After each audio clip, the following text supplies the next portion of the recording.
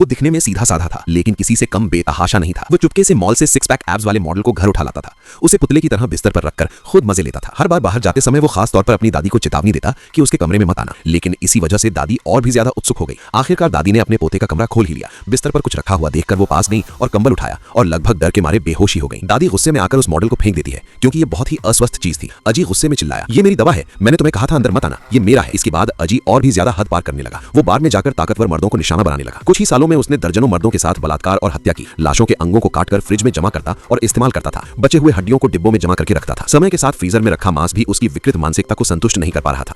वो तो 216 लीटर के ड्रम में लाशों को नमक में डालकर रखने लगा। इतनी रोंगटे खड़े कर देने वाली प्रक्रिया को वो तस्वीरों में कैद करता और खुद उसका आनंद लेता था। अपने अकेले दम पर उसने पूरे देश को हिलाकर रख दिया। वो था कुख्यात सीरियल किलर जेफरी डामर, और इस सब की शुरुआत उसके बचपन से होती है। फिलहाल हम उसे अजी कहेंगे। बचपन से ही अजी का स्वभाव अजीब था। उसके ज्यादा दोस्त नहीं थे। स्कूल से घर लौटने पर वो अक्सर देखता कि उसका छोटा भाई अकेला ही लिविंग रूम में छोड़ दिया गया है, जैसे खुद ही बड़ा हो रहा हो। उसकी माँ को एंजाइटी थी और वो और भी ज्यादा अजीब थी। वो घर में ढेर सारी दवाइयां खाकर आत्महत्या का नाटक करती रहती थी। हर बार जब एम्बुलेंस आती, उसका पिता डॉक्टरों को समझाता कि माँ सिर्फ नाटक कर रही है, क्योंकि ये पहली बार नहीं था। लेकिन माँ ऐसा इसलिए करती थी क्योंकि पिता घर पर नहीं रहता था और उसे शक था कि उसका बाहर अफेयर है। एक दिन फिर से माता पिता में झगड़ा हुआ। पिता गुस्से में घर छोड़कर चला गया और कई दिनों तक वापस नहीं आया। तब अजी अपने पिता से विनती करता, पापा प्लीज मत जाओ, Jeff we leave them out for 3 days, it's for work, मुझे ये सब नहीं चाहिए। अकेला पड़ा अजी खुद ही बोतल लेकर नदी किनारे जाता और कीचड़ में मछलियां पकड़ता और पूरा दिन वहीं बिताता। त्योहारों पर बाकी बच्चे टीचर को सेब देते, लेकिन अजी एक जार में कीचड़ वाली मछलियां देकर आता। टीचर समझ नहीं पाया कि वो ये क्यों दे रहा है, लेकिन बाकी बच्चों को पसंद आया तो उसने उन्हें दे दिया। स्कूल के बाद अजी ने ये सब देख लिया। जिस मछली को उसने खुद पकड़ा था, टीचर ने उसे उन्हीं बच्चों को दे दिया जो उसे हमेशा परेशान करते थे। उसके दिल को गहरी चोट पहुंची। फिर वो उन बच्चों का पीछा करते हुए उनके घर तक गया,